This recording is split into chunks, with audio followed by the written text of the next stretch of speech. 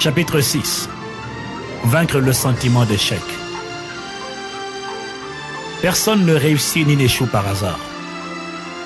De nombreuses études ont été menées au fil des années par plusieurs universités prestigieuses pour comprendre quels sont les facteurs qui permettent de déterminer à l'avance la réussite ou l'échec dans chaque aspect de la vie d'un individu. Les chercheurs de l'université d'Harvard aux États-Unis ont observé, entre les années 50 et 60, les styles de vie de plusieurs catégories de population. Et ils se sont aperçus qu'il existait véritablement une psychologie de l'échec. L'échec est prévisible et il provient du mépris de plusieurs principes bibliques et universels qui ne sont pas appliqués.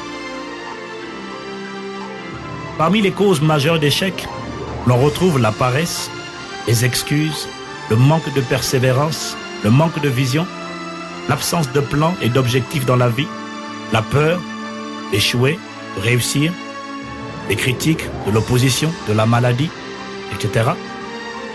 On retrouve le manque de discipline, le manque de diligence et la procrastination, encore l'indécision. Quelle qu'en soit la raison, il nous est indispensable de comprendre que l'échec n'est pas une personne, mais un événement. Vous avez peut-être fait quelque chose qui a échoué, qui a été insensé, certes, mais cela ne vous définit absolument pas.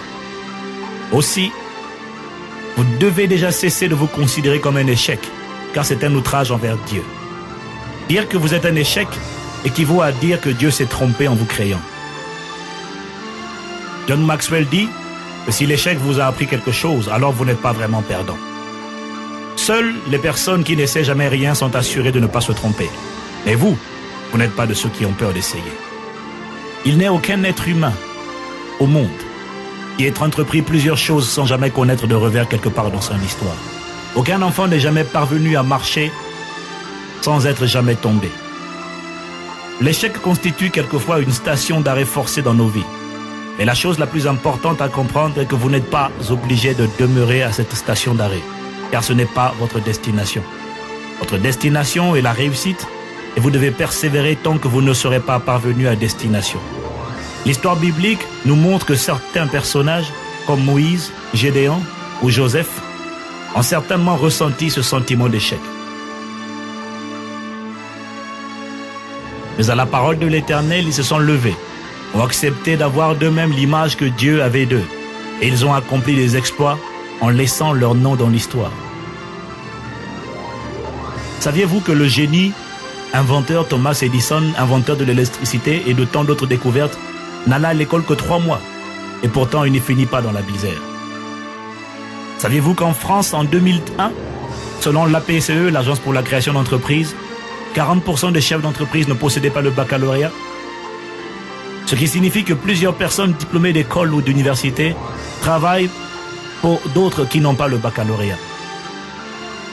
Cependant, bien que n'ayant pas de diplôme, toutes celles qui réussissent ont en commun les caractéristiques suivantes. Elles possèdent une vision claire de leur futur. Elles établissent des objectifs. Elles ont une bonne image d'elles-mêmes. Elles ont appris à développer une attitude positive. Elles savent communiquer efficacement avec les autres. Elles sont remplies de confiance, sont disciplinées, diligentes et enfin, elles recherchent toujours le moyen de faire mieux ce qu'elles font bien. Autrement dit, elles se distinguent des autres non par un QI, un quotient intellectuel supérieur à la moyenne, mais par un quotient émotionnel, un QE, supérieur à la moyenne. Quels que soient vos échecs passés, je pourrais vous fournir la liste de plusieurs personnes qui ont connu la même situation que vous, mais qui ne se sont pas laissées intimider. Ainsi, cessez de vous apitoyer sur vous-même et décidez de changer votre perception de vous-même.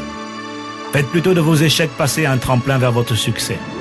Cessez de blâmer le monde entier et libérez ces personnes que vous retenez dans votre cœur. Retenez bien ceci, personne à l'exception de vous-même ne peut vous empêcher de devenir la personne que vous devriez être.